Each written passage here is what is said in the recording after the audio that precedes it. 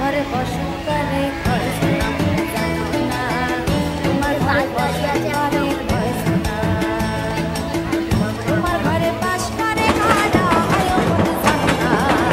তোমার ঘরে বসন্তকালে তোমার ঘরে বসন্তকালে